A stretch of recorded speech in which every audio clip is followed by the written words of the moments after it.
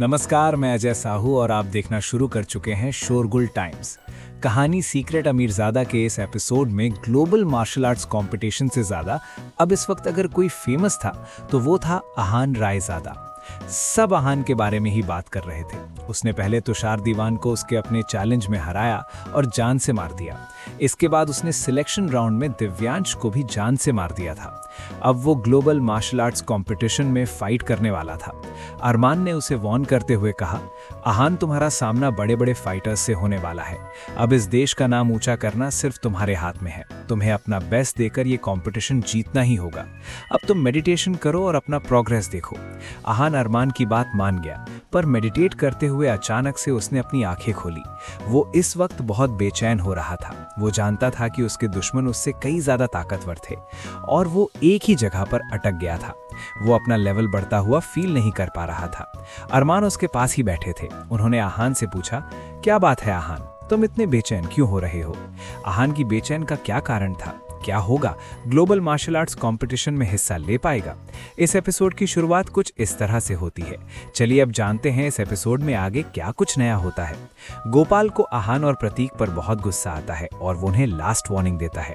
इसके बाद वो अहान को बताता है कि प्रतीक, निर्वाणा और जिनेश भी कंपटीशन के लिए चलेंगे। दुनिया भर से बहुत सारे fighters global martial arts competition में हिस्सा लेने के लिए वेटिकन सिटी पहुंचते हैं। सब जगह अहान के बारे में बात हो रही है, जिससे अहान अनजान है। इधर अहान अरमान के घर ट्रेनिंग में बिजी होता है। क्या बात है अहान, तुम इतने बेचैन क्यों हो रहे हो? अरमान ने अहान को इतना बेचैन पहले कभी नहीं देखा था। अरमान सर, कुछ दिनों से मुझे मेरी बॉडी में कोई चेंजेस फील नहीं हो रहे हैं। मेरी स्ट्रेंथ इंप्रूव ही नहीं हो रही, इसलिए थोड़ी बेचैनी हो रही है। अहान ने अरमान को अपनी प्रॉब्लम बताई। जब से अहान ने मार्शल आर्ट्स ट्रेनिंग शुरू की थी, उसकी जर्नी बहुत स्मूथ रही थी। उसे लेवल पार करने में ज़्यादा वक्त नहीं लगा था, पर अब बहुत वक्त से वो मार्शल आर्ट एक्सपर्ट पर ही अटका हुआ था। अब वो कन्वर्टिंग फोर्स पर जाना चाहता था, पर ऐसा होना पॉसिबल नहीं हो रहा था। उसे एहसास हो गया था कि निर्वाणा, जिनेश और प्रतीक की ताकत उससे ज़्यादा कम नहीं थी।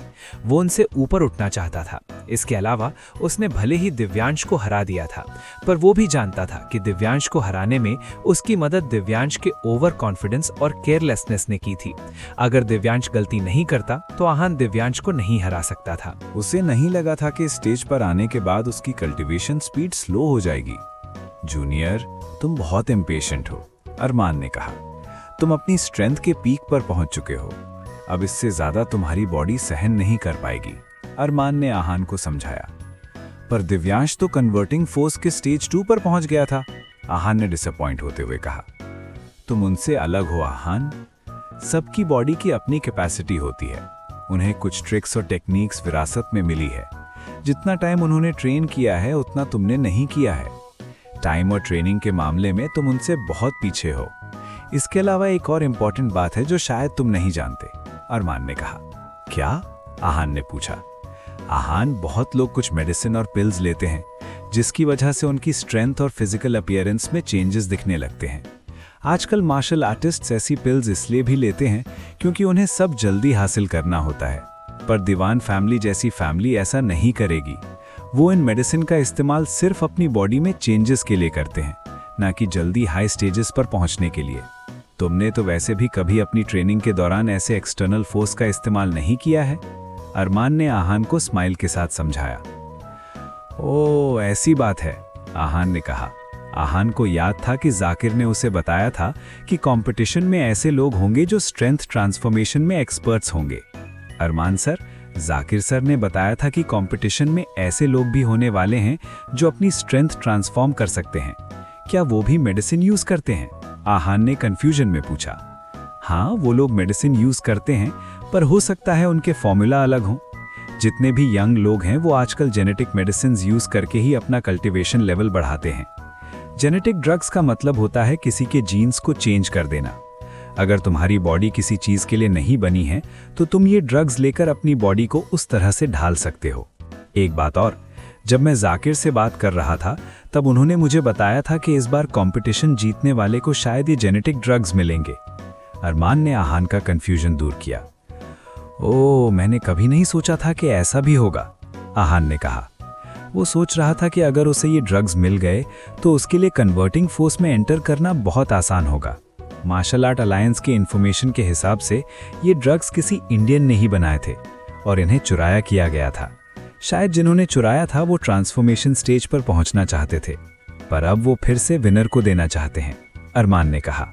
सोचो, अगर ये गलत हाथों में पड़ गए तो फिर क्या होगा? अरमान ने कहा। हाँ, अगर ये किसी गलत हाथ में पड़ गए तो तबाही मच जाएगी, आहान ने कहा। मार्शल आर्ट अलायंसेस को भी सबसे ज्यादा इसी बात की चिंता है, अरमान ने कहा। अगर ऐसा हो गया तो हम इस स्ट्रेंथ के बलबूते उन्हें रोक भी नहीं पाएंगे। आहान, अगर तुम इन सब से बचना चाहते हो तो तुम्हें जल्दी से अपनी ताकत को इम्प्रूव करना होगा और ये मार्शल आर्ट्स फाइट जीतनी होगी। मुझे पता है ये मुश्किल है, पर याद रखना, ये सिर्फ तुमसे रिलेटेड नहीं है, ये बात पूरे देश से रिलेटेड है। तुम्हें अपना बेस्ट देना ही होगा। Nothing less will be acceptable, Armaan ने आहान से कहा। आहान हैरान था। उसे अरमान की बात की सीरियसनेस समझ आ रही थी। सर, क्या martial art alliance in drugs पर कोई रिसर्च करने वाली है? आहान ने हिचकिचाते हुए पूछा। हाँ, मुझे लगता तो है कि इंजेक्ट करने से पहले वो इस पर रिसर्च करेंगे। जब तुम वेटिकन पहुंच जाओगे तब जाकिर तुमसे पर्सनली आकर इस बारे में बात जरूर करेंगे। मैं तुम्हें ये सब सिर्फ इसलिए बता रहा हूं ताकि तुम्हें इस बात का थोड़ा आइडिया हो, अरमान ने कहा। व्हाट? आहान ने कहा। Yes, be prepared for everything that is about to happen, Armaan ने आहान के कंधे पर थपथपाते हुए कहा। आहान, ये फाइट बहुत इंपॉर्टेंट है, तुम्हारा जीतना भी जरूरी है, पर याद रखना, जिंदगी से ऊपर कुछ नहीं है। तुम्हें जब भी लगे कि अब बात तुम्हारी जान पर आ रही है तो वहां से भाग जाना और हार मान लेना। जिंदगी के आगे नाम शोहरत का कोई मोल नहीं है, सबसे जरूरी जिंदा रहना है, अरमान ने कहा। सीनियर, बहुत सी ऐसी चीजें हैं जो मैं छोड़ दूंगा और वहां से भाग जाऊंगा, पर जहां बात आपके दुश्मनों की आती है वहां मैं पीछे नहीं हटूंगा। उन्हें जान से मारने के बाद ही मुझे चैन मिलेगा, आहान ने कहा। आहान की टोन सॉफ्ट थी पर बहुत डिटरमिन्ड थी। उसके लिए अरमान का बदला लेना बहुत ज्यादा जरूरी था। पर अरमान ने कुछ बोलना चाहा, पर उससे पहले ही आहान ने कहा, सीनियर, आपको कुछ कहने की या चिंता करने की जरूरत नहीं है। मैं अपना मन बना चुका हूं। मेरे इतने साल का एक्सपीरियंस है, अगर आपके दुश्मनों का बदला लेने में काम नहीं आया तो फिर मैं कैसा जूनियर हुआ। आप फिक्र मत कीजिए, मैं अपना ख्याल भी रखूंगा और उन लोगों को जान से मार कर रहूंगा, आहान ने कहा। ठीक है, अरमान इसके आगे कुछ नहीं बोल पाया। वेन्यू चॉइस की वजह से बहुत लोगों का ध्यान मार्शल आर्ट्स की तरफ अट्रैक्ट हो रहा था। कंपटीशन शुरू होने में कुछ ही दिन बाकी थे। काफी सारे फाइटर्स यहां पर पहुंच चुके थे और ट्रेनिंग कर रहे थे, पर आहान अब तक वहां नहीं पहुंचा था। अब तक वो अरमान के घर में ही क्लोज्ड डोर ट्रेनिंग में बिजी था। आहान ने इस वक्त अपना दिमाग शांत कर लिया था।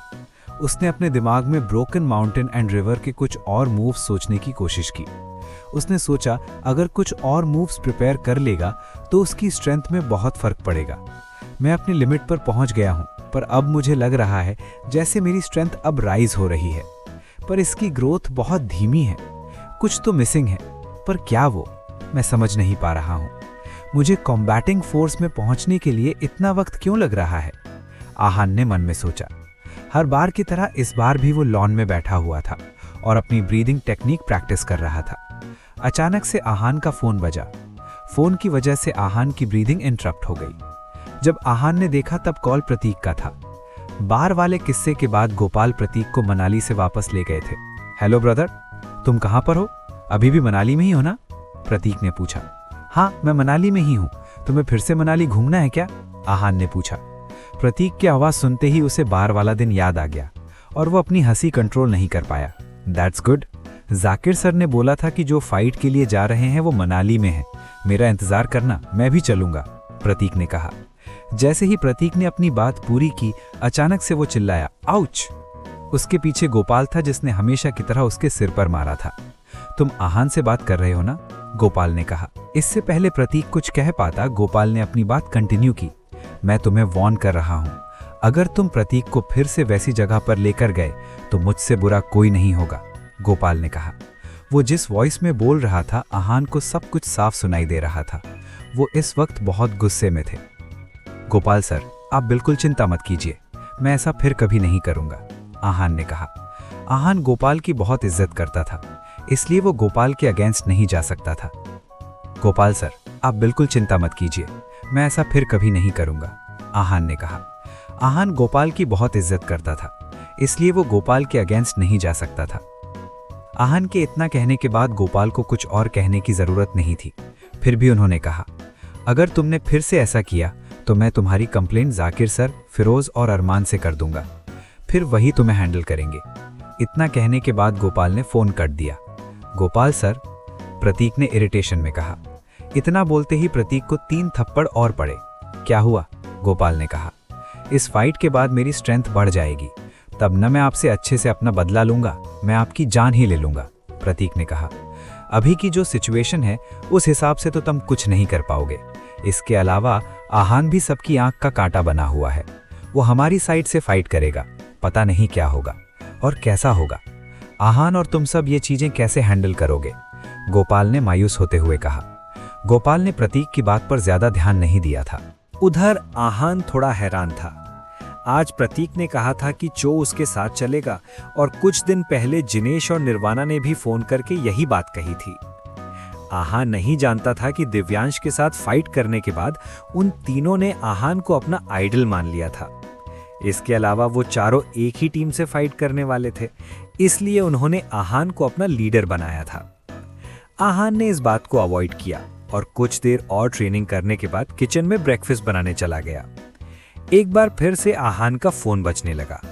इस बार फोन अननोन नंबर से था और आहान नहीं जानता था कि उसे किसने कॉल किया था। वैसे भी कुछ दिनों से उसके पास बैक टू बैक कॉल्स आ रहे थे।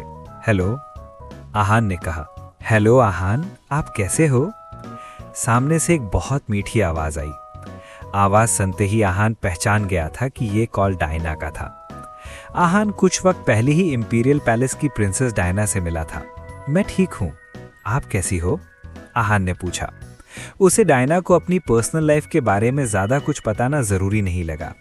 मैं ठीक हूँ, दरअसल मेरा बर्थडे आने वाला है और मैं चाहती हूँ कि आप मेरी बर्थडे पार्टी में जरूर आएं, डायना ने कहा। क्या आहान डायना की बर्थडे पार्टी के लिए लंदन जाएगा? बस इसी के साथ ये एपिसोड समाप्त होता है। इस एपिसोड को आगे बढ़ाते हुए कल फिर मुलाकात होगी। आगे जानने के लिए बने रहिए हमारे चैनल शोरगुल टाइम्स के साथ। आज के लिए बस इतना ही। अब कल तक के लिए इजाजत। नमस्कार, धन्यवाद।